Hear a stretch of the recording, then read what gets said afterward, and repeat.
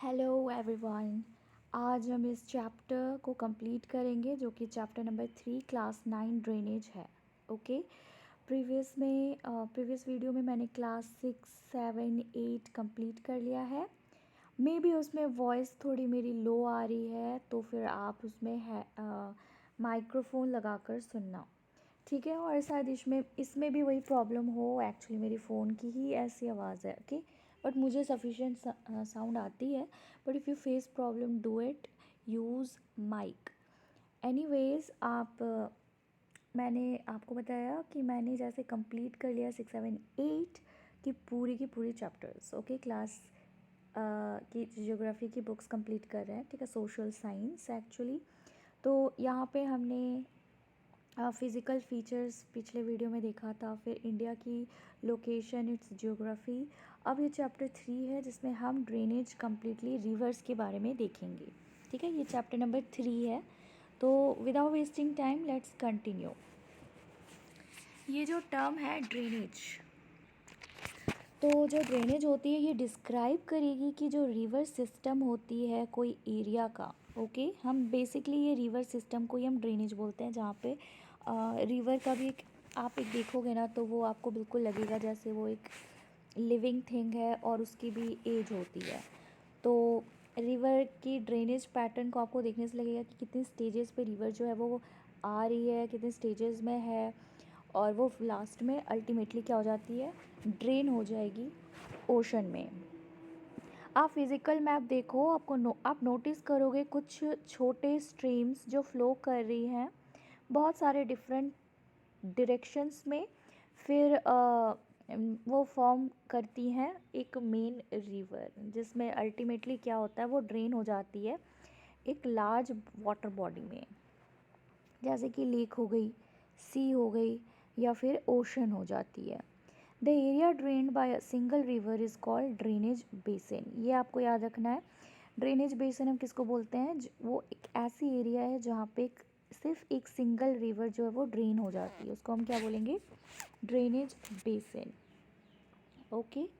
फिर एक closure observation देखेंगे मैप में, जो कि शो करेगा कि कोई जो एरिया एलिवेटेड है, एलिवेटेड मतलब थोड़ा उठा हुआ है, जैसे कि माउंटेन हो गई या फिर अपलैंड हो गई, वो सेपरेट करती है क्या, टू ड्रेनेज बेसिन्स को, ठीक है। तो आपको ये भी याद रखनी है कि जो आप मैप में देखोगे थोड़ी सी उठी एरिया, जैसे कि माउंटेन्स हो गई, अपलैंड्स हो गए, प्लेट्यूज़ हो गए, और उसमें 2 ड्रेनेज बेसिन्स आपको देखने को मिलती है। ऐसे अपलैंड को हम वाटर डिवाइड बोलते हैं। आपको ये समझने के लिए एक अच्छा सा एग्जांपल दिया हुआ है इस इमेज में, जिसमें आप स्ट्रीम भी देख सकते हो, जिसमें बीच में जो बैरियर्स है, लैंडफॉर्म्स या माउंटेन्स आ गई, तो ये वाटर डिवाइड का काम करता है, तो हम इसको वाटर डिवाइड बोलते हैं। Okay. The world's largest drainage basin is of the Amazon river, ठीक है। अमेज़न रिवर दुनिया की सबसे बड़ी रिवर है और इसकी जो लार्जेस्ट ड्रेनेज बेसिन भी होगी। Which river has the largest basin in India, कौन हो सकती है आप बताओ, ठीक है। अब हम ड्रेनेज सिस्टम इन इंडिया देखते हैं। ड्रेनेज सिस्टम्स इन इंडिया में आपको बहुत सारे रिवर्स मिलेंगे। एक्चुअली हमें 3 रिवर्स मिलती है जो सबसे मेजर हमारे इंडिया में रिवर्स हैं, जो अपनी ड्रेनेज सिस्टम अरेबियन ओशन और बे ऑफ बंगाल दोनों बनाती हैं, ठीक है, दोनों जगह पे बनाती हैं। तो controlled by the broad relief features of the subcontinent, तो हमारा जो देश है उसमें आपने पढ़ा था कितने सारे रिलीफ फीचर्स हैं, जैसे mountains, coastal areas, plateaus, desert, है ना, फिर माउंटेन्स में डीप डीप वैलीज़ हैं। तो ये सब जो हैं ये रिलीफ फीचर्स हैं इंडिया में। प्लेन्स हो गए। तो अकॉर्डिंगली इंडियन रिवर्स जो होती है वो डिवाइडेड है 2 मेजर ग्रुप्स में। एक हिमालयन रिवर्स है और एक पेनिनसुलर रिवर्स है। हिमालयन रिवर जो हिमालयन से बहती है, और पेनिनसुलर रिवर्स जो आपको पेनिनसुलर रीजन में बहती हुई दिखेगी, या फिर वो कहाँ से निकलती है, तो प्लेट्यूज से निकलती है, जैसे गोदावरी हो गई, कावेरी, कृष्णा, ठीक है, नर्मदा, तापी, ये सब पेनिनसुलर रिवर्स हैं। और हिमालयन रिवर में आपको इंदुस दिखेगी, गंगा रिवर, ठीक है, गंडक रिवर, इनकी जो होगी झेलम, चेनाब, रावी, ब्यास, और ये सब क्या हो जाएगी, ये सब हो जाएगी हिमालयन रिवर्स, जिसके बारे में हम पढ़ेंगे अभी। Apart from the originating from the two major physiographic regions of India, तो ये सब कहाँ से ऑरिजिनेट हो रही है, दो मेजर फिजियोग्राफिक रीजन से हो रही है अलग अलग, जो एक पेनिनसुलर से हो रहा है और एक हिमालयन से हो रहा है। ये डिफरेंट फ्रॉम होते हैं एक दूसरे से, क्योंकि हिमालयन रिवर्स जो होते हैं वो पेरिनियल होते हैं, यानी उनमें हमेशा पानी रहती ही है अवेलेबल, ऐसा नहीं है कि पानी कभी ख़त्म होती है, ठीक है, हमेशा पानी रहती है, क्योंकि आइसबर्ग जो है वो मेल्ट होते रहती है और वो मेल्ट होके हमेशा वहाँ पे पानी आपको दिखेगा। लेकिन जब बात करें पेनिनसुला रिवर की, तो वो पेरिनियल नहीं होती है, उनमें पानी जो है वो रेन वाटर के थ्रू आती है, ठीक है। तो आपको ये चीज़ याद रखना है, क्योंकि ग्लेशियर आपको पेनिनसुलर रीजन में नहीं देखने को मिलेगा, बट हिमालयस में ग्लेशियर है ना, तो हर साल यहाँ पे पेरिनियल पानी, यानी कि इन पे पास वाटर हर साल रहती है। these rivers receive water from rain as well as from melted snow, rain से भी मिलती है और इनकी जो स्नो है वो भी मेल्ट होती रहती है, ठीक है। लोफ्टी माउंटेन में आपको पता है बहुत सारे ग्लेशियर्स हैं, तो वही मेल्ट होती रहती है, तो उसी से फॉर्म होती है रिवर्स, तो ये पेरिनियल है। The two major Himalayan rivers हो गए इंदुस एंड ब्रह्मपुत्र, ठीक है, सबसे मेजर हिमालयन रिवर्स हो जाएंगे ब्रह्मपुत्र और इंदु रिवर, जो कि ऑरिजिनेट होते हैं north of the mountain ranges. ये क्या करते हैं, कट करते हैं, ठीक है, जहाँ जहाँ जाएंगे ये माउंटेन्स को कट करते हैं, जैसे हमने पिछले चैप्टर में पढ़ा था।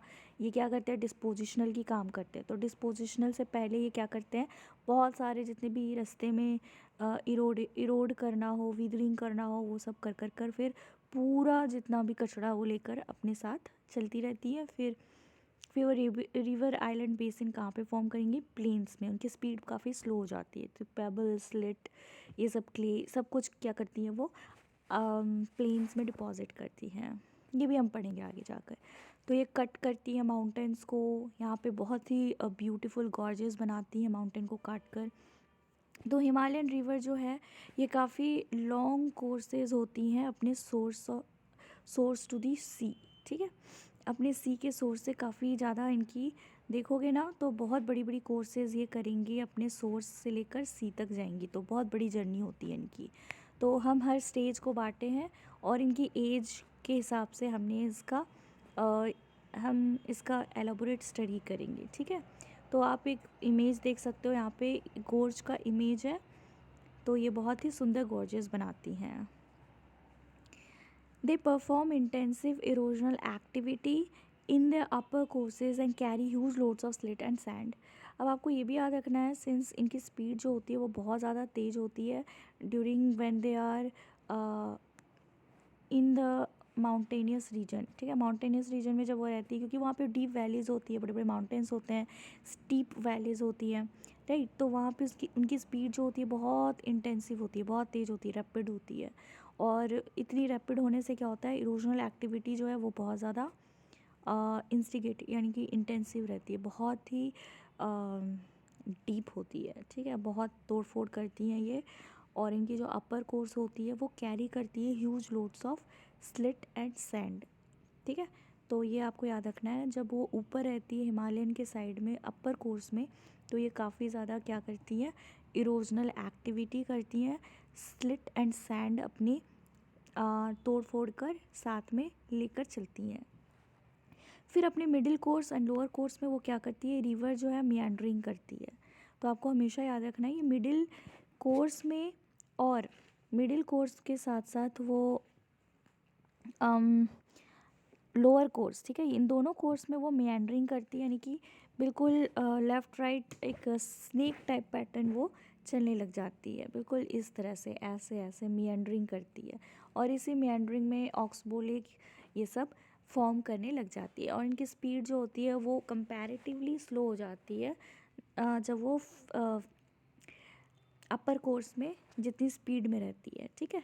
तो आपको याद रखना है मिडिल एंड लोअर कोर्स में वो मियांडर करना शुरू कर देती है. Oxbow lakes and many other dispositional features at their foot plains in their foot plains. ठीक है, तो यहाँ पे मियांडर करने के साथ साथ ऑक्सबो लेक्स फॉर्म करती है और बहुत सारे डिस्पोजिशनल फीचर्स अपने फ्लड प्लेन्स में डिपॉजिट करती है. They also have well developed deltas. इनमें आप देखोगे ना तो डेल्टाज भी आपको वेल डेवलप दिखेंगे.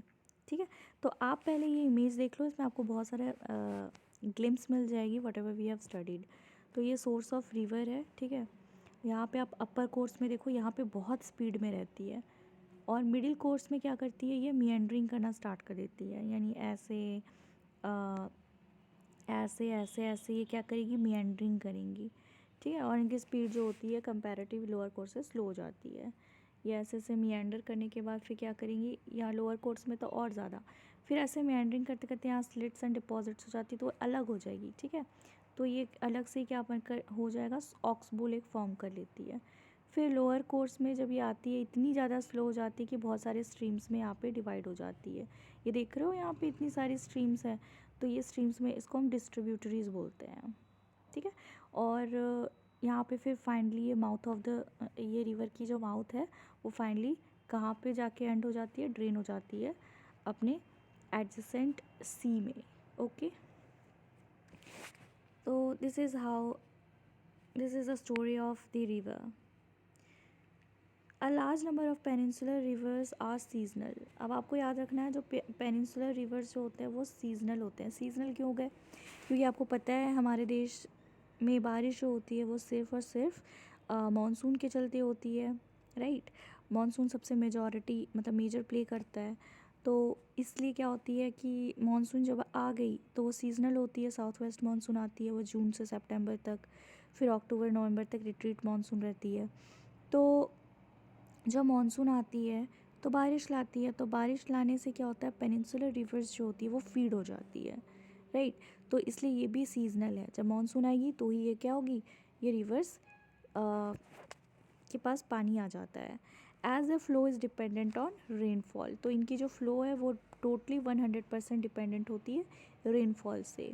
ड्यूरिंग दिस ड्राई सीज़न, अब बहुत ज़्यादा अगर मान लो सूखी सीज़न हो गई, even a large reverse has reduced flow of water in their channels. तो यहाँ पे बहुत सारे जो बड़े बड़े रिवर्स हो गए जैसे गोदावरी हो गई, ठीक है, इनकी जो वाटर होती है उनकी फ़्लो जो होती है वो कम जाती है इनकी खुद की चैनल्स में. तो the peninsular rivers have shorter and shallower courses as compare to the Himalayan counterparts. तो पेनिनसुलर रिवर्स के आप याद रखना कि वो जो सबसे ज़्यादा आपको छोटी साइज़ में भी दिखेगी और शैलो भी होती है, यानी कि आपको वो ज़्यादा डेप्थ नहीं दिखेगा इनका. ठीक है, compare to the Himalayan counterparts. तो हिमालयन के पास शैलोअर नहीं, वो डीप होती है और बहुत लंबी लंबी होती है. और जो पेनिनसुलर रिवर है वो कहाँ से इमर्ज होती है, ऑरिजिनेट कहाँ से होंगी, तो वो सेंट्रल हाईलैंड्स एंड ये फ़्लो करती है टुवर्ड्स वेस्ट. ठीक है, तो ये भी आपको याद रखना है. सेंट्रल हाईलैंड्स में क्या करती हैं, ये ऑरिजिनेट होती हैं और फ्लो करती हैं टुवर्ड्स वेस्ट. क्या आप आइडेंटिफाई कर सकते हो ऐसे 2 रिवर्स जो वेस्ट फ्लो कर रही हैं. तो वेस्ट फ्लो करने वाली तो एक नर्मदा हो गई, तापी हो गई. राइट, और माही भी हो जाती है बट हम नर्मदा और तापी लेंगे. Most of the rivers of peninsular India originate in the Western Ghats and flow towards the Bay of Bengal. तो आप इंडियन के पेनिनसुलर रिवर जितना भी देखोगे ना तो वो क्या है, वेस्टर्न घाट्स तक से फ़्लो करती हैं. सॉरी, फ़्लो नहीं, ऑरिजिनेट करती हैं. आपको दिखेगा वेस्टर्न घाट से क्या करती हैं, बहुत सारी रिवर्स जो हैं वो फ़्लो करते हुए दिखेंगी. ठीक है, और वो कहाँ पे ड्रेन होंगी, तो बे ऑफ बंगाल में, यानी कि ये इंडिया है. राइट, तो यहाँ पे आपको वेस्टर्न घाट देखने को मिलेगा. तो यहाँ से गोदावरी, कृष्णा, कावेरी, ठीक है, ये बड़े बड़े रिवर्स जो हैं वो कहाँ पे, BOB यानी कि बे ऑफ बंगाल में ड्रेन होती है. ठीक है, इसका ये लिखा हुआ है. तो ज़्यादातर क्या आपको मिलेंगे, वेस्टर्न घाट के से ऑरिजिन होती है और बे ऑफ बंगाल में जाकर मिल जाती हैं. अब हम हिमालयन रिवर्स पढ़ेंगे. दो मेजर हिमालयन रिवर्स हैं, जो कि एक इंदुज़ हो गए और एक गंगा एंड ब्रह्मपुत्र हो जाएगा। ठीक है, गंगा जो है वो ब्रह्मपुत्र से मिल जाती है वो कैलकाटा में आते वक्त, लेकिन तब तक मीनवाइल वो गंगा अलग रहती है और ब्रह्मपुत्र अलग रहती है। और गंगा की भी जो हिस्ट्री है ना, वो अचानक से गंगा नहीं बन गई, अलकनंदा आती है, फिर उसके साथ दूसरी रिवर आती है, वो भी हम देखेंगे। ठीक है, तो यहाँ पे आपको याद रखना है कि दो मेजर रिवर्स हैं, एक गंगा है, ब्रह्मपुत्र है, और एक इंदुज़ है। ठीक है, तो ये रिवर जो होते हैं काफ़ी लॉन्ग होती है और ये जॉइन कर देती है बहुत सारे लार्ज एंड इम्पॉर्टेंट ट्रिब्यूटरीज से जॉइन होती है। तो इन इन दोनों रिवर्स की आपको बहुत सारी हेल्पफुल रिवर्स दिखेंगी, यानी कि इम्पॉर्टेंट ट्रिब्यूटरीज रिवर दिखेंगी। ट्रिब्यूटरीज रिवर को हम बोलते हैं हेल्पफुल रिवर एज वेल। तो ये रिवर जो होती है काफ़ी लॉन्ग होंगी, ठीक है, और ये जॉइन करेंगी बहुत सारे लार्ज इंपॉर्टेंट ट्रिब्यूटरीज़ को। A river along with its tributaries is called the river system. ठीक है, तो जितना भी एक मेन रिवर हो गया और उसको हेल्पफुल रिवर इतने सारे ट्रिब्यूटरीज आके इसको जॉइन करते हैं, तो हम इसी को बोलते हैं रिवर सिस्टम। तो हम अभी पढ़ेंगे the Indus river system. Indus river system में आपको याद रखना है कि ये जो रिवर है ये कौन से रीजन से निकलती है। तो इसकी जो ओरिजिन होती है वो होती है आपको याद रखना है बोखारचू ग्लेशियर होती है। ठीक है, उसके आसपास आपको दिखेगा मानसरोवर। ठीक है, मानसरोवर दिखेगी, फिर मानसरोवर लेक के ही पास में आपको वो दिख जाएगा कैलाश रेंज। ठीक है, तो कैलाश रेंज से ओरिजिन होने वाली ये इंदुज़ रिवर जो होती है वो वहाँ से ओरिजिन होती है। ठीक है, तो इंदू रिवर जो राइज होती है वो तिब्बत के नियर लेक मानसरोवर। ठीक है, मानसरोवर से होती नहीं है, यहाँ पे नियर लिखा है उसके आसपास, तो तिब्बत से होती है। तिब्बत में ही एक कैलाश पर्वत है ना, कैलाश पर्वत का ग्लेशियर है वहाँ पे, कैलाश रेंज की वहीं से ओरिजिन होती है। ठीक है, बुखारचू के पास, और ये वेस्ट की तरफ बहती है और ये मेजर आपको पाकिस्तान में बहती दिखेंगी। ठीक है, ये वेस्ट में फ़्लो करेंगी, इंडिया में अंदर घुसती है लद्दाख से, क्योंकि आपको पता है अभी इंडिया में क्या हो गया, ये जम्मू कश्मीर हो गया, ये लद्दाख हो गया। ठीक है, ये तो पूरा हार्ट शेप बन गया। कुछ यहाँ से आपको बड़ा रेंज दिखेगा, यहाँ से ऐसे टेढ़ा छोटा, तो यहाँ से क्या होती है, इंडिया से ये एंटर करती है इंदुज़ रिवर, और ये काफ़ी सुंदर पिक्चर्स क्यू, ठीक है, गॉर्ज बनाती है, बहुत सुंदर गॉर्ज बनाएंगी बहुत सारे सेवरल पार्ट्स में। सेवरल ट्रिब्यूटरीज हो गए इसकी, जास्कर, नुब्रा, शोक एंड हुंजा। तो ये सब की हेल्पफुल रिवर्स होती है जो ज्वाइन करती है इस मेन रिवर को। जास्कर, जास्कर जो है ये एक, जास्कर आप नाम की एक माउंटेन भी देखोगे वहाँ पे। ठीक है, फिर नुब्रा हो गया, Shyok and Hunza, join it in the Kashmir region. तो कश्मीर रीजन में ये सब रिवर्स जो है वो इंदुज़ रिवर से मिलती हैं, जास्कर, शोक, हुंजा, नुब्रा। ठीक है, अब इंदुज़ फ्लो करती हैं टुवर्ड्स थ्रू बालिस्तान। ठीक है, बालिस्तान और Gilgit and emerge from the mountain at Attock. तो ये किसके साथ इमर्ज हो जाएंगी, बालिस्तान एंड गिलगित में इमर्ज हो जाती हैं, और एक अटॉक माउंटेन है वहाँ से इमर्ज होते दिखेंगी। फिर यहाँ पे सतलुज, ब्यास, रावी, चनाब, झेलम ये इनको ज्वाइन करती हैं और इंदुज़ रिवर में मिल जाती हैं।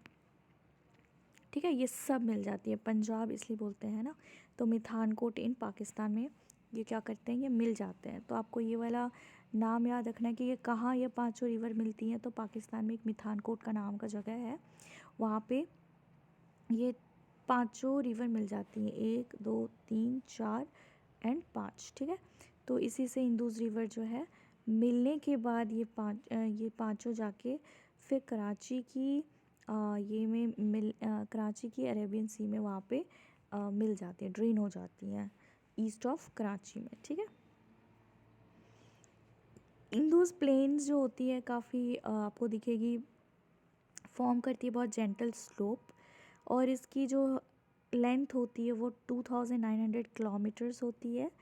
इंदुज़ one of the longest river of the world है। ठीक है, वन ऑफ द है, मतलब इससे भी लॉन्गेस्ट रिवर, जैसे नाइल रिवर हो गई वर्ल्ड की सबसे बड़ी है, तो इंदुज उसी में से वन ऑफ द है। The little over third of the Indus basin is located in India. तो अगर आप देखोगे तो थोड़ा ही पार्ट जो है इंदुज रिवर का वो इंडिया के बेसिन में पहुंचती है, जो कि लद्दाख है, जम्मू कश्मीर है और हिमाचल प्रदेश एंड पंजाब है, और बाकी तो वो पाकिस्तान में बहती है। तो इंदुज रिवर कौन कौन से इंडिया के स्टेट्स में बह रही है वो आपको याद रखनी है। लद्दाख तो आपको पता है, जम्मू एंड कश्मीर भी आपको पता होगा, और हिमाचल प्रदेश में भी याद रखना। और पंजाब इंडिया की पंजाब में तो थोड़ा ही बहती है, वो पाकिस्तान के पंजाब में बहुत वास्ट एरिया में वो क्या करती है, फ्लो करती है। तो पंजाब, हिमाचल प्रदेश, जम्मू एंड कश्मीर एंड लद्दाख में ये बहती है। क्या आपको पता है कि according to the regulations of the Indus water treaty, जो कि 1960 में हुई थी, ठीक है, इंदुज वाटर ट्रीटी 1960 डेट याद रखना। तो इंडिया 20% यूज़ कर सकता है टोटल वाटर जो कि इंदुज रिवर सिस्टम में है। और जो वाटर इरिगेशन के लिए पंजाब, हरियाणा और southern and western parts of Rajasthan में हम इरिगेट करते हैं, ठीक है। तो ओनली 20% किसके पास है, इंडिया के पास है। बाकी 80% उसका कंट्रोल करता है पाकिस्तान, क्योंकि पाकिस्तान में सबसे ज़्यादा मेजर क्या है, इंदुज रिवर बहती है।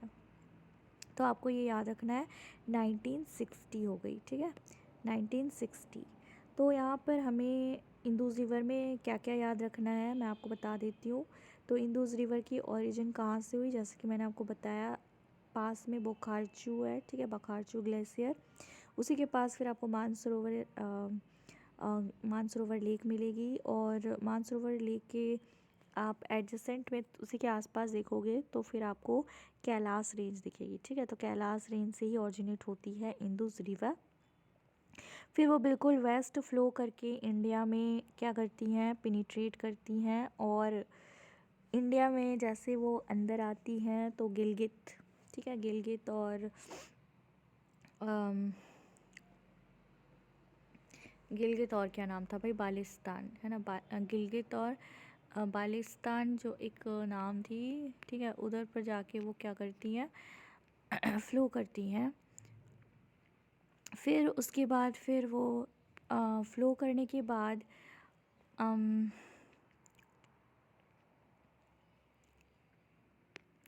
वो फ्लो करने के बाद जैसे ही वो लद्दाख में आती हैं तो काफ़ी पिक्चर्स क्यू गॉर्ज बनाती हैं, ठीक है। और इसमें बहुत सारी ट्रिब्यूटरीज आके मिलते हैं, जास्कर, नुब्रा, शोक, हुंजा। फिर बाद में ये सीधा चलते चलते बालिस्तान और गिलगित के सामने, वहाँ के माउंटेन अटॉक के सामने क्या करती हैं, ट्रिब्यूटरीज रिवर से मिलती हैं। और इसकी ट्रिब्यूटरीज वही है, ब्यास, चेनाब, सतलुज, ठीक है, और ये सब हो जाएंगे। फिर यहाँ से फिर वो झेलम भी ज्वाइन करती है। फिर वो मिठानकोट पाकिस्तान में पाँचों मिल जाती है। फिर बाद में अरेबियन सी में वो क्या करती है, ड्रेन हो जाती है पूरे साउथ चल चल के कराची में, ईस्ट कराची में आपको अरेबियन सी की तरफ से वो क्या हो जाती है, ड्रेन हो जाती है। तो इतना आपको याद रखनी है। फिर कौन से इंडियन स्टेट्स में इंदुज रिवर बहती है, तो हिमाचल प्रदेश हो गया, पंजाब हो गई, जम्मू कश्मीर एंड लद्दाख, ठीक है, और बाकी तो वो पाकिस्तान में। और 1960 में क्या हुई थी, regulations of the Indus water treaty के अकॉर्डिंग 1960s, ठीक है, यहाँ पे ओनली 20% शेयर जो है वो इंडिया यूज़ कर सकता है पानी इंदुज रिवर का। और आपको ये भी याद रखना है कि कौन से रिवर में इंडिया का राइट है, तो रावी, ब्यास और सतलुज, इन तीनों रिवर में इंडिया कंट्रोल कर सकता है। बाकी जो है वो पाकिस्तान एरिया में आती है, जैसे चिनाब, झेलम, ये सब हो गया, ठीक है, बड़े बड़े रिवर। अब गंगा रिवर सिस्टम देखते हैं। इसकी जो हेड वाटर्स है गंगा की, इसको हम बोलते हैं भागीरथी, ठीक है। तो हेड वाटर क्या हो गई, भागीरथी। और ये कहाँ से आती है, तो गंगोत्री ग्लेशियर से फेड होती है, और ये ज्वाइन करती है अलकनंदा एट देवप्रयाग इन उत्तराखंड। तो भागीरथी और अलकनंदा कहाँ पे मिल, जैसे ये भागीरथी हो गई और ये अलकनंदा हो गई, यहाँ पे आके मिलती है, इसको हम देवप्रयाग बोलते हैं, ठीक है। और ये कहाँ पे मिलती हैं?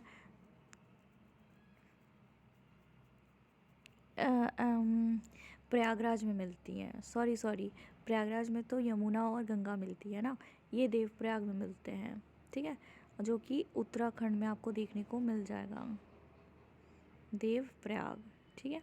फिर हरिद्वार में गंगा जो है इमर्ज होती है mountains on to the plains, ठीक है। फिर गंगा कहाँ से? हरिद्वार से इमर्ज होती है, प्लेन्स में आती है। यहाँ पे आपको रिवर सिस्टम अच्छे से दिख जाएगा। The Ganga is joined by many tributaries from the Himalayas. Ganga की भी बहुत सारी ट्रिब्यूटरीज है जो हिमालय से ऑरिजिनेट होती है। कुछ मेजर रिवर्स हैं, जैसे कि हो गई यमुना, ठीक है, यमुनोत्री ग्लेशियर, ठीक है, बंदर पूंछ याद है आपको, ठीक है, वहाँ से। और द घाघरा, गंडक, कोसी, ये सब यमुना, ये सब कहाँ से आती है? तो हिमालयन रिवर्स हैं। यमुना रिवर जो है वो यमुनोत्री ग्लेशियर से निकलती है, हिमालयाज़ की, और ये पैरेलल बहती है गंगा की, बिल्कुल राइट में ट्रिब्यूटरी, इसकी ट्रिब्यूटरी है और गंगा से राइट साइड से मिलती है। और ये दोनों कहाँ पे मिलती हैं? तो इलाहाबाद में। इलाहाबाद का नया नाम हो गया Prayagraj. The Ghaghara and the Gandak and the Kosi rise in the Nepal Himalaya. तो आपको याद रखना है, घाघरा, गंडक और कोसी, ये जो रिवर्स है ये कहाँ से इमर्ज होती हैं? राइज होती है नेपाल हिमालय से। और ये रिवर जो है flood parts of the northern plains every year, हर साल क्या नॉर्दर्न प्लेन्स में आपको दिखेगा फ्लड करती हैं ये घाघरा, गंडक और कोसी। काफ़ी ज़्यादा वाइड स्प्रेड डैमेज करती हैं life property, whereas they enrich the soil for the agriculture use. Flood के साथ साथ क्या करती हैं? एग्रीकल्चर यूज़ के लिए सॉइल को काफ़ी फर्टाइल कर देती है घाघरा, गंडक और कोसी। स्पेशली कोसी को हम सौरव बिहार भी बोलते हैं, ठीक है, क्योंकि उसकी बहुत अनप्रिडिक्टेबल बिहेवियर होती है, कब कहाँ से ट्विस्ट कर ले और वो डायरेक्ट एंटर कर लेती है towards Bihar. The main tributaries which come from the peninsular Uplands. सबसे जो मेन ट्रिब्यूटरीज होती है जो अपलैंड जो आती है पेनिनसुलर अपलैंड से, वो हो गई चंबल, ठीक है। तो ये पेनिनसुलर के अपलैंड से आती है, चंबल रिवर, बेटवा रिवर और सोन। तो ये किसका हो जाएगा? ये यमुना रिवर की हेल्पफुल रिवर है, चंबल, बेतवा और सोन। ये राइज होती है सेमी एरिड एरिया से, जिनकी बहुत शॉर्टर कोर्सेज होती है और इनके पास ज़्यादा पानी नहीं होती है, क्योंकि हिमालयन रिवर्स नहीं है। हमें पढ़ा था जो पेनिनसुलर रिवर्स होते हैं उनको फीड करने के लिए रेन वाटर पे टोटली डिपेंडेंट होते हैं, बट यहाँ पे इनके पास ज़्यादा पानी नहीं होती है, इनकी शॉर्टर कोर्स होती है, ठीक है, और शैलो डेप्थ भी होती है कंपैरेटिवली टू हिमालयन रिवर्स। तो यहाँ पे ये कैरी करेगी बहुत सारे पानी अपने में। आप फाइंड आउट करो, अल्टीमेटली ये जॉइन कर देती है गंगा को, ठीक है। तो आपको तो पता ही है यमुना रिवर की हेल्पफुल रिवर है चंबा, बेटवा, सोन। फिर ये लास्ट पे यमुना रिवर ही खुद ही क्या कर लेती है? वो जॉइन कर लेती है गंगा रिवर को इलाहाबाद में, यानी कि प्रयागराज में। अब यहाँ पे आपको पता है क्या, नमामि गंगे प्रोग्राम जो है ये एक इंटीग्रेटेड कंजर्वेशन मिशन है, जिसे अप्रूव की गई थी बाय अ फ्लैगशिप प्रोग्राम, ठीक है। यहाँ के जो यूनियन गवर्नमेंट है जून 2014 को अकॉम्प्लिश करा था two twin objectives of effective abatement of pollution, ठीक है, पॉल्यूशन को हटाना है, conservation and rejuvenation of the national river Ganga. तो गंगा को रिजुविनेशन यानी दोबारा से लाइव करना है, उसकी कंजर्वेशन करनी है, उसे पोल्यूशन एंड डर्ट से बचानी है। तो एक्सप्लोर करिए इस प्रोजेक्ट को, आपको एक वेबसाइट दी हुई है नमामि गंगे, ठीक है। तो ये एक प्रोग्राम है 2014 जून को लॉन्च की गई थी। आपको डेट याद रखनी है, क्योंकि नमामि गंगे के प्रोजेक्ट पूछ लेती कि कब लॉन्च की गई थी, नमामि गंगे, ठीक है। तो ये नमामि गंगे का जो प्रोजेक्ट है 2014 जून को लॉन्च की गई थी, और इसका अकॉम्प्लिश तो आपको पता ही होगा, ट्विन ऑब्जेक्टिव्स होती है, अबेटमेंट ऑफ पोल्यूशन और कंजर्वेशन, ठीक है, reservation of the Ganga river. enlarged with the waters from its right and left bank tributaries. The Ganga River eastwards till Farakka in West Bengal. तो वेस्ट बंगाल में फरक्का में आपको दिखेगा, तो वहाँ तक गंगा जो है वो बहती है. This is the northern most point of the Ganga delta. तो जो फरक्का है ना, वहाँ पे आपको नॉर्दर्न मोस्ट गंगा डेल्टा देखने को मिलेगा. रिवर बाइफरकेट्स हो जाती है, ठीक है. भागीरथी जो है, हम वेस्ट बंगाल में गंगा रिवर को भागीरथी बोलते हैं, ठीक है. और हुगली हुगली नदी जो है वो वेस्ट बंगाल में ही होती है. सॉरी, भागीरथी हम बोलते हैं. तो यहाँ पे आप देख रहे होगे northern most point of Ganga delta जो ये फॉर्म करती है. तो द रिवर बाइफरकेट्स हियर. रिवर क्या है, दो पार्ट में बढ़ जाती है. भागीरथी, हुगली, जिसको डिस्ट्रीब्यूटरी भी बोलते हैं, इसकी डिस्ट्रीब्यूटरी है. Flow southwards through the deltaic plains. तो यहाँ पे ये साउथवर्ड फ्लो करती है डेल्टिक प्लेन्स तक. वेस्ट ऑफ बंगाल में आपको देखने को मिल जाएगा डेल्टा प्लेन. 1 मिनट ये एक्स्ट्रा हो जा रहा है, ठीक है. तो डेल्टाइक प्लेन्स वेस्ट बंगाल में आपको देखने को मिल जाएगा, यानी बे ऑफ बंगाल. यहाँ के जो मेन स्ट्रीम होती है वो फ्लो करती है southwards into Bangladesh and now joined by the Brahmaputra river. Brahmaputra river ऐसे ही ऊपर से आ रही है, यू टर्न मारती है, फिर असम से होकर फिर नीचे नीचे जाती है, बांग्लादेश पहुँचती है. तो वहाँ पे गंगा रिवर जो है ब्रह्मपुत्र रिवर से मिलती है और यहाँ से फर्दर डाउन स्ट्रीम मूव करती है, जिसको हम मेघना बोलते हैं, ठीक है. तो ये दोनों ही फॉर्म कर देती है एक रिवर सेपरेट, जिसको हम मेघना बोलते हैं. तो ये माइटी रिवर जो है with waters from the Ganga and the Brahmaputra flows into the Bay of Bengal. तो ये बहुत माइटी रिवर है. आपको जो वाटर्स है गंगा एंड ब्रह्मपुत्र से मिलती है और फ्लो करती है बे ऑफ बंगाल की तरफ. डेल्टा फॉर्म होगी यहाँ पे, इसको बोलते हैं सुंदरबन डेल्टा, जो कि वर्ल्ड की सबसे बड़ी डेल्टा होती है. सुंदरबन डेल्टा डिराइव्ड होती है, इधर पर सुंदरी पेड़ आपको मिलती है, जिसको आप देखोगे तो मार्श लैंड, यानी कि बहुत लोमी सॉइल होती है वहाँ पे, स्वाम्पी होती है, ठीक है, मार्श लैंड एरिया होती है. तो ये वर्ल्ड की सबसे बड़ी यहाँ पे डेल्टा फॉर्म होती है, तो उसको सुंदरबन डेल्टा बोलते हैं. ये वर्ल्ड की largest and fastest growing delta है. अभी भी क्या हो रही है, ये बढ़ रही है. फास्टेस्ट ग्रोइंग डेल्टा, जो कि होम है for the royal Bengal tiger, ठीक है, world's largest. The length of the Ganga is over 2500 kilometres, आप देख सकते हो. लेकिन इंदूज़ रिवर का कितना था, 2900, और गंगा का 2500. तो आप आइडेंटिफाई करो the type of the drainage pattern form by the Ganga river system. Ambala जो है वो लोकेटेड है water divide between the Indus and Ganga river system. तो ये इम्पॉर्टेंट है, आपको याद रखना है. द अम्बाला कहाँ पे लोकेटेड है, वाटर डिवाइड रेंज में, ठीक है, अम्बाला. तो ये अम्बाला का नाम याद रखना, ये आपको वाटर डिवाइड देखने को मिलेगा यहाँ पर, ठीक है, बिटवीन किसके, इंदूज़ और Ganga river. The plains from Ambala to the Sundarbans stretch over nearly 1800 kilometers, but the falls in its slope is hardly 300 meters. Other words, there is a fall of just 1 meter for every 6 kilometers. Therefore, the river develops large meanders. ठीक है, तो आप अम्बाला के plane में देखोगे, अम्बाला से सुंदरबन, ठीक है, अम्बाला से सुंदरबन का जो प्लेन है वो कितने दूर तक फैला हुआ है, तो 1800 किलोमीटर्स. और यहाँ से आपको फॉल स्लोप दिखेगी, जो कि उसका 300 किलोमीटर्स हार्डली वो स्लोप है, ठीक है. फिर ये वाला है, therefore the river develops a large meanders. यहाँ पे सबसे ज़्यादा मेंडर डेवलप करेगी. ब्रह्मपुत्र रिवर सिस्टम अब आ जाते हैं.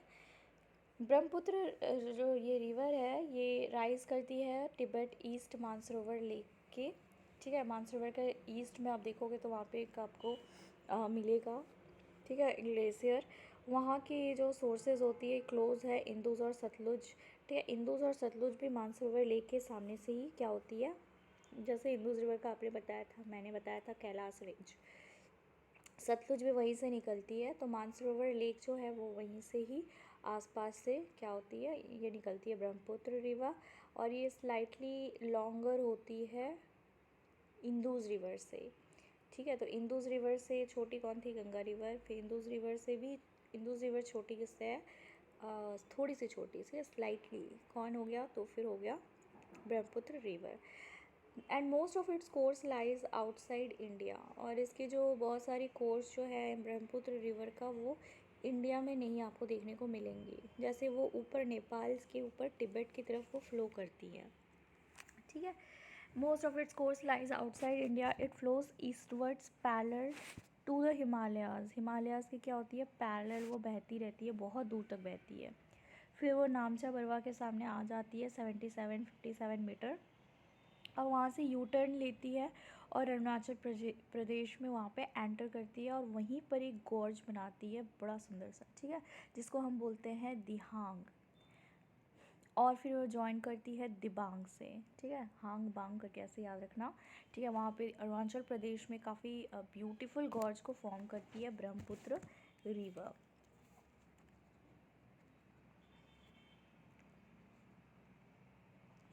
गॉर्ज फॉर्म करेगी यू टर्न लेने के बाद ही अरुणाचल प्रदेश में वो गॉर्ज फॉर्म करती है, जिसको हम बोलते हैं दिहांग। फिर दिबांग रिवर से मिलती है, दिबांग रिवर उससे मिलती है, लोहित रिवर भी मिलती है। लोहित रिवर को हम ब्लड रिवर भी बोलते हैं। और बहुत सारे और ऐसे ट्रिब्यूटरीज से मिलती है ब्रह्मपुत्र इन आसम। असम में आपको याद रखना है कि यहाँ पे एक बहुत बड़ा रिवराइन भी ये क्रिएट करती है, जिसको हम बोलते हैं आइलैंड रिवराइन, ठीक है। आइलैंड रिवराइन, ये इंडिया की आपको सबसे, इंडिया नहीं पूरे वर्ल्ड की सबसे बड़ी आपको रिवराइन आइलैंड मिलेगी आसम में, जिसको हम बोलते हैं मजौली, ठीक है। अब ब्रह्मपुत्र रिवर जो है उसको तिब्बत में सांगपो बोलते हैं, और जमुना में बांग्लादेश में जमुना बोलते हैं, ओके। अब तिब्बत से the river carries a smaller volumes of water and less silt as it is cold and dry area. तो आपको पता है कि तिब्बत जो है वो बहुत ही ठंडी जगह है, ठीक है, कोल्ड है और ड्राई भी है, तो इसके पास वाटर में ज़्यादा स्लिट नहीं होते हैं, ठीक है। और जब वो इंडिया में आती है तो इस रीजन में इसे हाई रेनफॉल मिलती है, it passes through a region of high rainfall.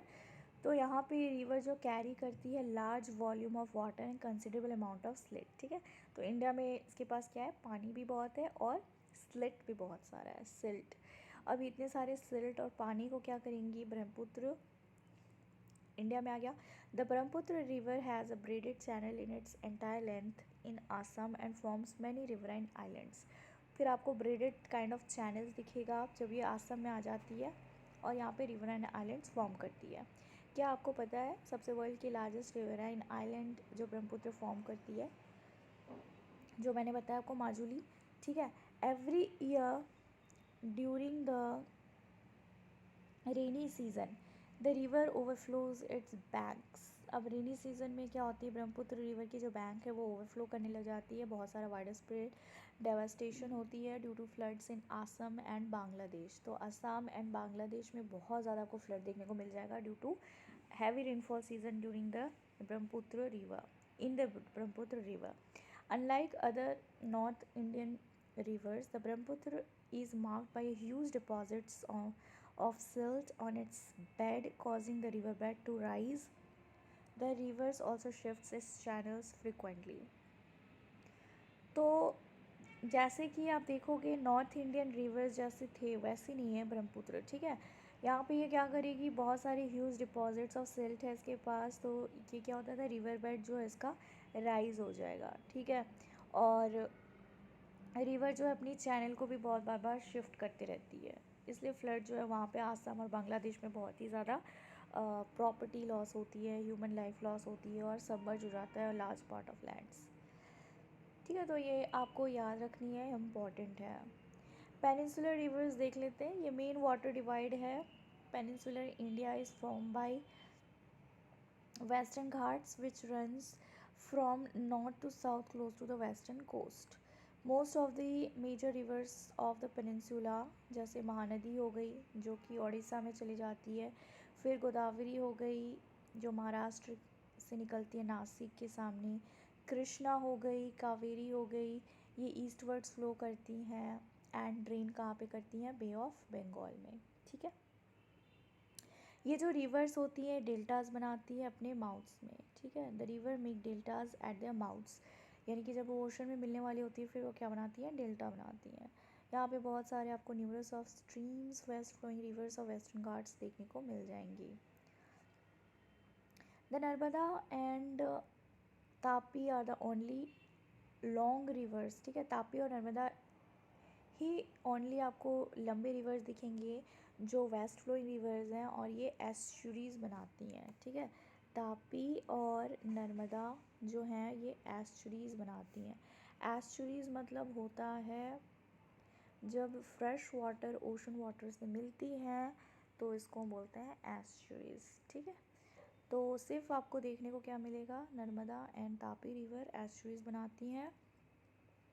यहाँ की जो ड्रेनेज बेसिन होती है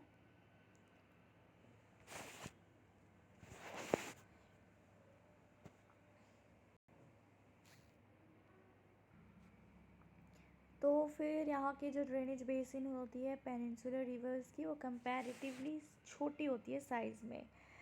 अब हम नर्मदा बेसिन देखते हैं। नर्मदा रिवर जो है वो अमरकंटक हिल्स से निकलती है जो कि मध्य प्रदेश में आपको देखने को मिलेगा। ये वेस्ट की तरफ फ्लो करती हैं रिफ्ट वैली, ठीक है, जिसको ब्रंस घाटी बोलते हैं। और ड्यू टू फॉल्टिंग, क्योंकि यहाँ पे फॉल्ट टाइप का क्रिएट हुआ है, फर्स्ट मतलब उनको ना राइट लेफ़्ट में वो कोई डायरेक्शन में बीच से बहती है ना, उसको जगह ही नहीं मिलती, तो वो बीच से बिल्कुल बह के निकलती है, वेस्ट फ्लो करती है और इट्स वे टू द सी, ठीक है, सी की तरफ फ्लो कर रही है। नर्मदा जो है वो क्रिएट करती है बहुत सारे पिक्चर्स की लोकेशंस जैसे मार्बल रॉक्स, ठीक है। तो आपको याद रखना है ये जब बहती है तो बहुत ही सुंदर सुंदर पिक्चर्स की लोकेशंस फॉर्म करती है। तो एक हो गया मार्बल रॉक्स, ठीक है, याद रखना है आपको, नियर जबलपुर, जबलपुर में करती हैं। और नर्मदा फ्लो करती हैं through a deep gorge and the Dhuandhar false. तो यहाँ पे काफ़ी डीप गॉर्ज फॉर्म करती हैं और धुआंधार, ठीक है, धुआंधार आपके एग्ज़ाम में आ जाएगी। धुआंधार फॉल्स कौन क्रिएट करती है, तो नर्मदा फॉल्स, ठीक है। धुआंधार फॉल्स को कौन करती है, Narmada river. Where the river plunges in deep over steep rocks are some of the notable ones, ठीक है। यहाँ पे देखना फिर जितने भी ट्रिब्यूटरीज़ हैं नर्मदा का वो बहुत छोटे होते हैं और ये जॉइन करते हैं मेन स्ट्रीम को राइट एंगल से, ठीक है।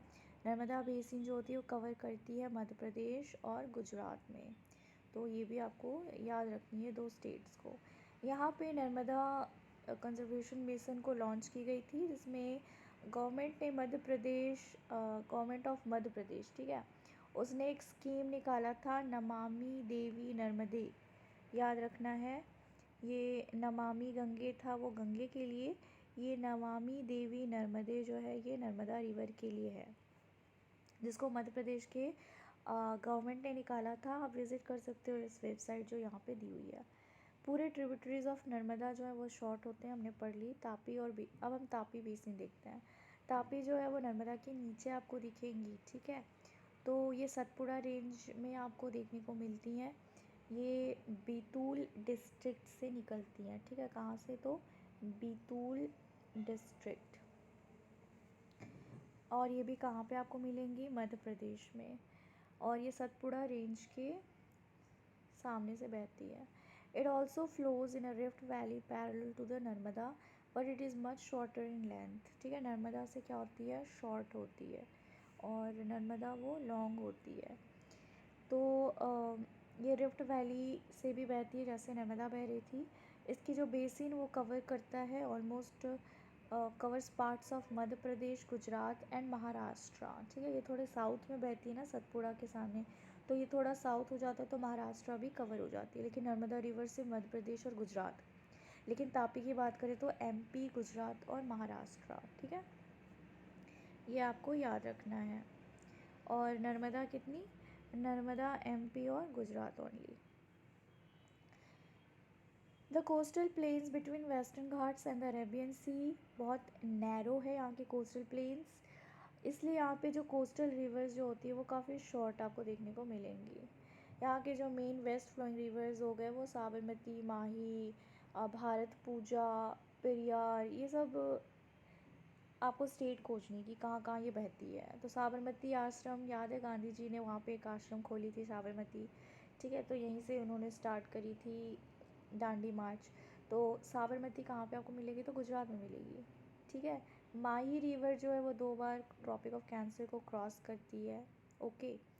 और लूनी रिवर तो आपको पता है वो कहाँ पे, वो राजस्थान में बहती है, only sole river. Periyar river आपको मिल जाएगी केरला में, भारत पूजा आप इसको सर्च करना, ठीक है। तो ये सब कुछ कोस्टल रिवर्स है, मेन वेस्ट फ्लोइंग रिवर्स हैं, और ये बहुत छोटी छोटी रिवर्स होती है, तो ये भी आपको याद रखनी है। साबरमती, माही, भरत पूजा, ठीक है, भारत पूजा या भारत पूजा ही पढ़ो आप, और एक होगी पेरियार, ठीक है, ये वेस्ट फ्लोइंग रिवर है। गोदावरी बेसिन जो होती है ये दक्षिण गंगा भी इसे बोलते हैं। गोदावरी सबसे लार्जेस्ट पेनिनसुलर रिवर है, ये राइज करती है slopes of the Western Ghats, ठीक है। हम तब से पढ़ रहे थे तो वो जो वेस्ट फ्लोइंग रिवर्स थी, बट ये ईस्ट फ्लोइंग रिवर है, लेकिन ये निकलती कहाँ से, तो वेस्टर्न घाट्स से, ठीक है। गोदावरी कहाँ से निकलती है, वेस्टर्न घाट से। और ये नासिक डिस्ट्रिक्ट आपने देखा होगा महाराष्ट्र में है, वहाँ से ओरिजिनेट होती है आसपास से, ठीक है। इसकी जो लेंथ है वो 1500 किलोमीटर्स होती है, और ये ड्रेन हो जाती है बे ऑफ बंगाल में। इसकी जो ड्रेनेज बेसिन होती है सबसे लार्जेस्ट है अमॉन्ग द पेनिनसुलर रिवर्स। इसकी बेसिन जो है वो कवर करती है महाराष्ट्र को, 50% of the basin lies in the Maharashtra, ठीक है।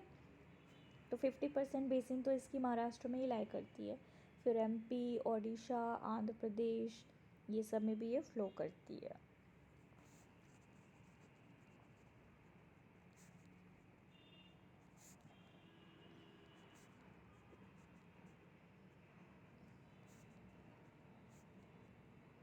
Godavari is joined by a number of tributaries such as the Purna, ये भी एग्ज़ाम में पूछी जाती है गोदावरी की, इसकी ट्रिब्यूटरीज़ के बारे में, तो ये आपको याद रखनी है।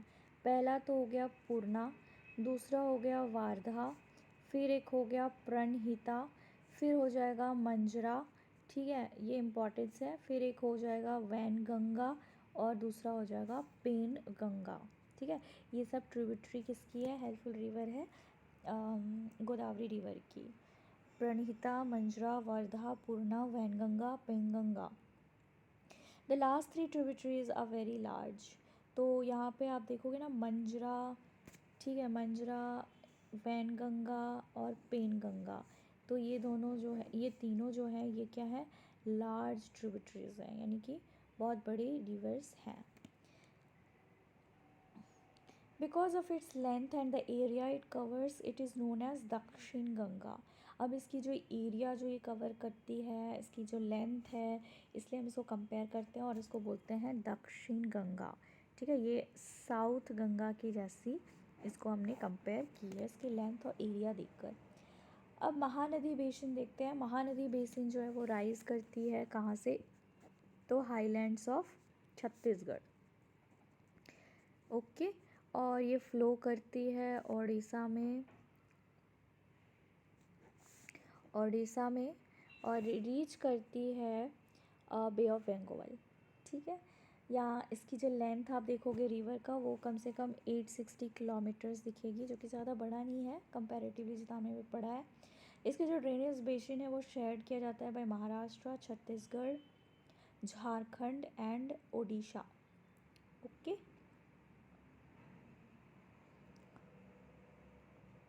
कृष्णा बेसिन,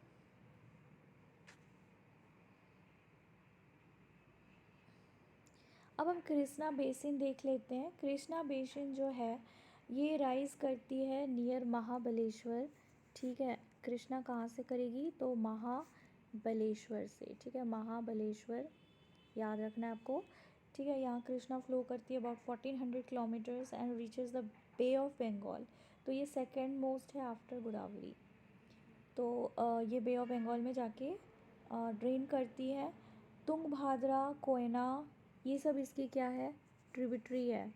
तुंग भाद्रा रिवर, फिर हो गया कोयना, ठीक है, कोयना रिवर, फिर हो गया घाट प्रभा, ठीक है, घाट प्रभा। मूसी जो होता है वो हैदराबाद में बहती है, वो वहीं पर उसकी बैंक में हैदराबाद जो है वो स्टेट है। भीमा हो गया, ये some of the tributaries of Krishna हो गई। इसकी जो ड्रेनेज बेसिन होती है वो शेयर करता है महाराष्ट्र, कर्नाटका और आंध्र प्रदेश। ओके, महाबलेश्वर से ये निकलती है कृष्णा रिवर। अब हम कावेरी बेसिन देख लेते हैं। कावेरी बेसिन ये लास्ट रिवर है जो सबसे बड़ी में आ जाएगी, ठीक है। कावेरी रिवर जो है ये ब्रह्मगिरी रेंज से आपको देखने को मिलेगी, कावेरी, ठीक है। कहाँ से, तो ब्रह्मगिरी रेंज से, जो कि वेस्टर्न घाट में आपको मिलेगा, ठीक है। And it reaches the Bay of Bengal in south of Cuddalore in Tamil Nadu, ठीक है। तो बे ऑफ बंगाल में वो जाके ड्रेन हो जाती है, कहाँ से, तो कुडलोर तमिलनाडु के सामने से वो ड्रेन होती है। The total length of this river is 760 kilometres. तो ये कितनी बड़ी हो गई है, 760 किलोमीटर्स की इसकी आपको लेंथ दिखेगी। ये मेन ट्रिब्यूटरीज इसकी होती है अमरावती, ठीक है, इसकी ट्रिब्यूटरी हो गई।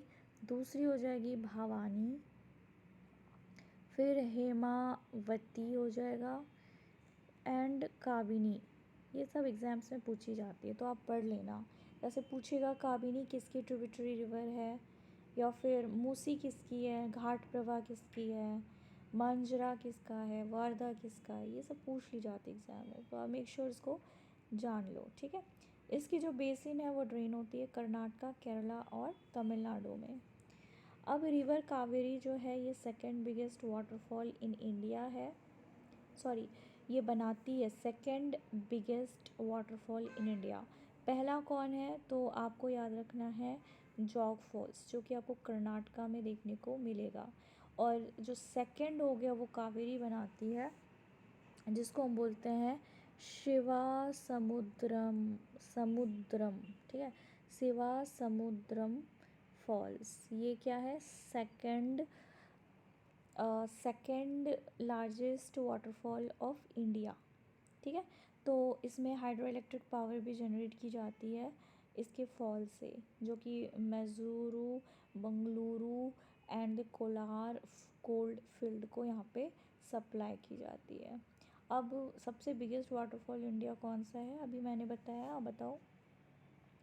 Beside these major rivers there are some smaller rivers flowing towards the east, ठीक है। ईस्ट में बहने वाले और भी कुछ छोटे छोटे रिवर्स हैं, जैसे दामोदर हो गया, ब्राह्मणी हो गई, बैतरनी और सुवर्णरेखा। ये सब कुछ नोटेबल एग्जाम्पल हैं, ठीक है। आप इसको लोकेट करो एटलस में। तो इतना तो मुझे पता है, दामोदर रिवर जो है वो वेस्ट बंगाल तक आती है, सुवर्णरेखा रिवर ये झारखंड वाली है, और बाकी जो है आप उसको सर्च करो, बैतरनी एंड ब्राह्मणी, ठीक है। ब्राह्मणी जो है वो भी आपको उड़ीसा जगह में दिख जाएंगे। तो यहाँ पे 71% जो है वर्ल्ड सरफेस वो कवर्ड है वाटर से, हमने पढ़ा था। But 97% of the that is salt water.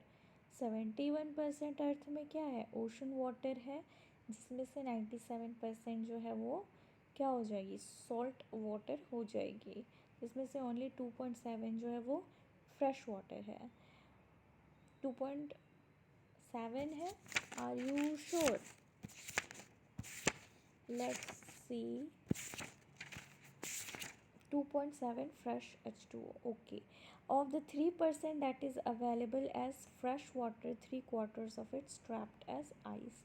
तो आप 2.7 को 3% भी कंसिडर कर लोगे, नो प्रॉब्लम एट ऑल। अब हम लेक्स देखते हैं। आप फेमिलियर हो गए with the valley of Kashmir, them famous Dal lake. ये जो है यहाँ पे हाउस बोट्स होते हैं, शिकार्स होते हैं, शिकाराज, जो कि अट्रैक्ट करते हैं थाउजेंड ऑफ टूरिस्ट को हर साल। ठीक है। Similarly you may have visited some other tourist spot near a lake and enjoyed boating, swimming and other water games. अब इमेजिन करो कि श्रीनगर जो है, ठीक है, या नैनीताल है या अदर टूरिस्ट प्लेसेस हैं, इनके पास अगर लेक नहीं है तो ये attractive did not have a lake, would they have been as attractive as they are today? अगर इनके पास लेक नहीं होती तो क्या ये इतने अट्रैक्टिव होते? क्योंकि आपने सुना होगा लोग जो रहते हैं वो कहाँ हॉलीडे मनाने जाते हैं, श्रीनगर में, जो कि कैपिटल है किसका, जम्मू कश्मीर का, नैनीताल में। ठीक है, ये हिमाचल प्रदेश में देखने को मिलेगा। Have you ever tried to know the importance of lakes in making place attractive to tourists? क्या आपने कभी कोशिश करी है लेक्स की इम्पोर्टेंस जानने के लिए कि वो कैसे टूरिस्ट को अट्रैक्टिव लगता है वो place? Apart from attraction for tourists, lakes are also useful for human beings in many ways. ठीक है, तो टूरिस्ट अट्रैक्शन से तो छोड़ो दूर, अब यहाँ पे लेक्स जो होती है वो भी ह्यूमन बींग्स की बहुत ज़्यादा यूज़ होती है। Lakes of large extents are called seas. ठीक है, हम इसको, अगर लेक जो होती है ना बहुत बड़ी हो जाए तो हम इसको क्या बोल देते हैं, सीज। आई होप आपको याद रहे। तो लेक अगर बहुत ज़्यादा बड़ी हो जाए, लार्ज एक्सटेंट की हो जाए, then they are known as seize.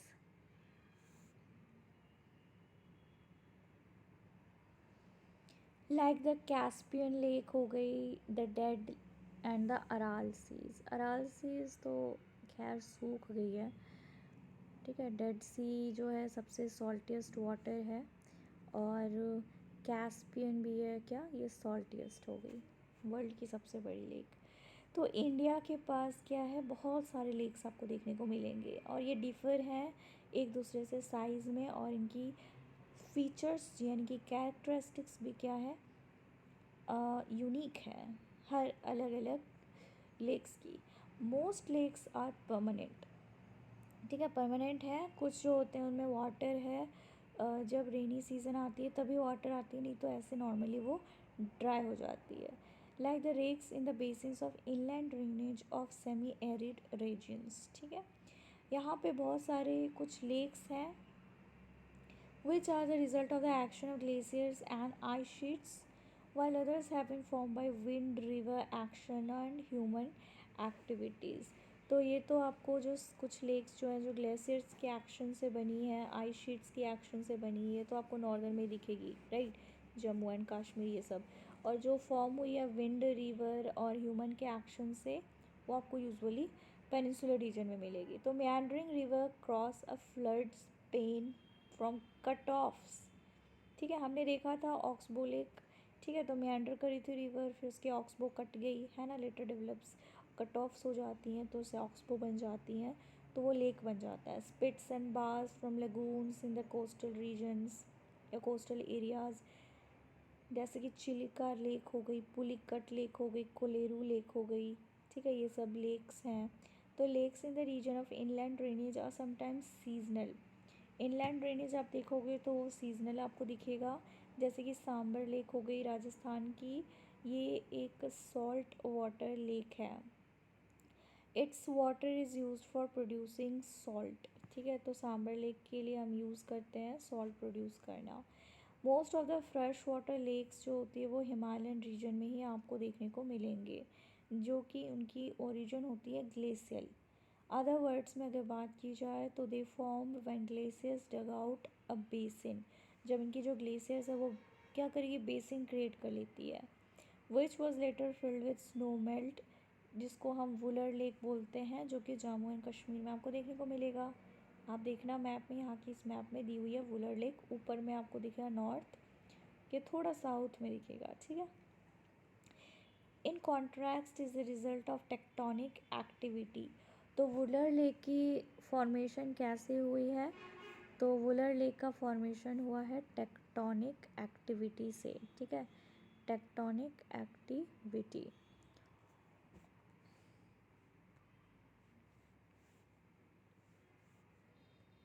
Okay, it is the largest fresh water lake in India. तो इंडिया की सबसे लार्जेस्ट फ्लैश वाटर कौन सी हो जाएगी? तो वुलर लेक हो जाएगी। Okay. Lake in India, the Dal lake, Bhimtal, Nainital, Loktak and Barapani are example of the important fresh water lakes. तो आपको जितने भी नॉर्थ में मिल रहे हैं ना, यूजुअली वो क्या होंगे? फ्रेश वाटर ही होंगे। दाल लेक हो गई, भीमताल, नैनीताल, लोकटक, बारापानी, ये सब इम्पॉर्टेंट लेक। जैसे यहाँ पे आप देख रहे हो, ये this is Loktak lake. Apart from the natural lakes, यहाँ पे आपको दिखेंगे damming of the rivers for generation of hydel power has also led to the formation of lakes such as Guru Gobind सागर, जिसको भाखड़ा नांगल प्रोजेक्ट में शामिल किया गया था। ठीक है, तो आपको याद रखना है कि यहाँ भी ये आर्टिफिशियल लेक हो जाएंगे, क्योंकि इसे हाइडल पावर के लिए हमने जनरेट किया तो लेक्स खुद ही बन गए। तो गुरु गोविंद सागर एक्टिविटी है आपको make a list of natural and artificial lake with the help of the Atlas. Lake जो होती है वो ग्रेट वैल्यू होती है ह्यूमन बींग्स के लाइफ में। A lake helps to regulate the flow of a river. ठीक है, रिवर की जो फ्लो होती है, लेक उसको क्या करता है? हेल्प करता है कि रेगुलेट रहे। हैवी रेन्स, ये क्या करेगा? प्रिवेंट करता है flooding and during the dry season it helps to maintain an even flow of water. Lakes जो होती है वो यूज़ की जाती है फॉर डेवलपिंग हाइडल पावर। ये काफ़ी मॉडरेट करती हैं क्लाइमेट को, सराउंडिंग्स की, मेंटेन करती हैं एक्वाटिक इकोसिस्टम और एनहांस करती हैं नेचुरल ब्यूटी। ठीक है, और ये हेल्प करेगी टूरिज़्म और प्रोवाइड करती हैं रिक्रिएशन। तो बच्चे आपको तो बेसिकली याद रखनी है कि ये फ्लडिंग को क्या करती है? प्रिवेंट करती हैं, क्योंकि जितने भी एक्स्ट्रा वाटर एक्सीड हो जाते हैं वो लेक में आके जम जाते हैं, तो इससे फ्लड जो होता है वो अवॉइड हो जाएगा। ड्राई सीज़न में क्या होती है? ये मेंटेन करेगी इवन फ्लो ऑफ वाटर को। तो ये बेसिक कॉन्सेप्ट हो गई लेक की यूज़।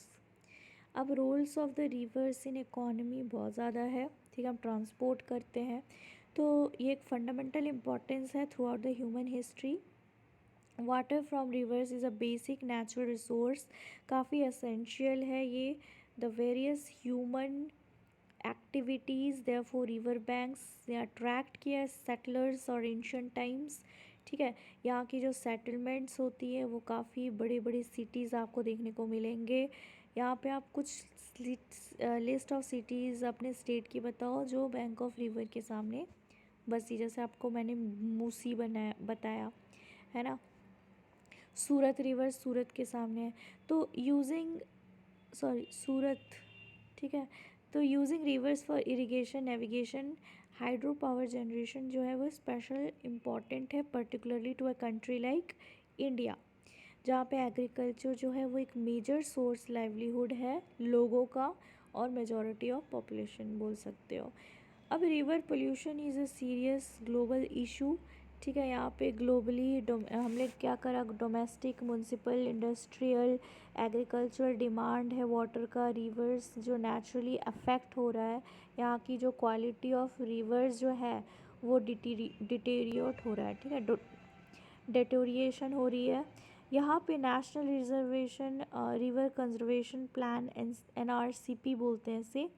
यहाँ पे रिवर क्लीनिंग प्रोग्राम लॉन्च की गई थी कंट्री में, जो कि इनिशिएट किया गया था द गंगा एक्शन प्लान। ठीक है, इसको गैप बोलते हैं 1985 में। गंगा एक्शन प्लान जो है, ठीक है, ये एक्सपेंड की गई थी ताकि ये कवर करे reverse under the national river conservation plan. NRCP जो है ये 1995 में लॉन्च की गई थी इस प्लान को।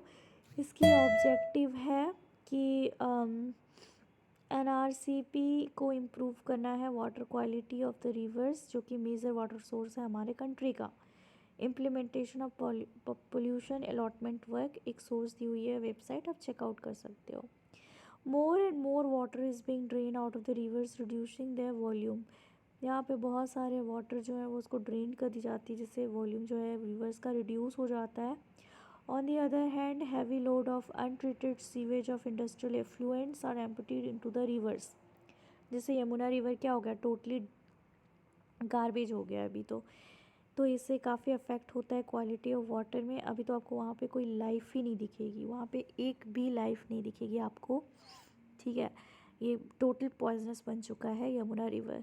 यहाँ पे सेल्फ क्लीजिंग कैपेसिटी होती है रिवर की, जैसे कि एग्जांपल है given the adequate stream flow of Ganga river, water is able to dilute and assimilate pollution loads within 20 kilometre of large cities.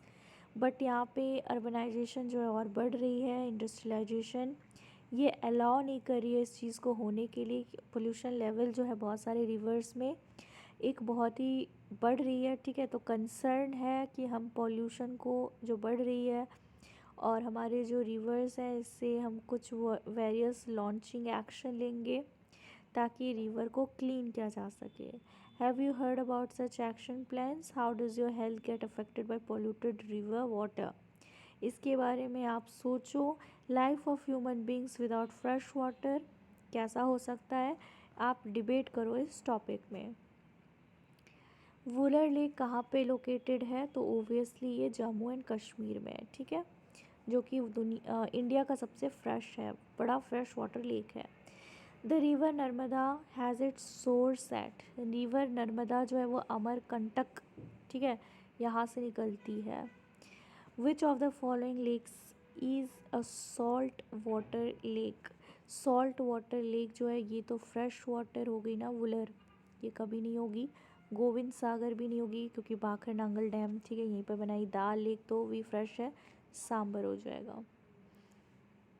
Which one of the following is the longest river the peninsular reverse, तो obviously Godavari हो जाएगी, ठीक है। Which one of the amongst the following rivers flows through a rift valley, rift valley में कौन बहती है, Narmada and Tapi, ये सब तो वेस्ट फ्लोइंग रिवर्स हो गए, ठीक है। तुंग भाद्रा किसकी है, तुंग भाद्रा रिवर जो है वो किसकी हेल्पफुल रिवर है, तो वो है कृष्णा रिवर की, ठीक है। तो आप इस चैप्टर को पढ़ो बच्चे, ये चैप्टर ओवरऑल बहुत ही इम्पॉर्टेंट है, इधर से भी एग्जाम्स पे पकड़ पकड़ के पूछ लेते। आप एनआरसीपी पता कर लेना, जीएपी क्या है, कब लॉन्च की गई थी, ठीक है, गैप 1985 में, एनआरसीपी 1995 में, इनकी एम क्या है वो पता कर लेना। साथ ही साथ लेक्स, इम्पॉर्टेंट लेक्स देख लेना, और इसके साथ आप सबकी ऑरिजिनेट देख लेना, कौन बड़ी है कौन छोटी है। तो finally this chapter is finished. तब तक के लिए आप पढ़ते रहो, मिलती हूँ मैं आपको नेक्स्ट वीडियो में, chapter number 4। See you guys, bye.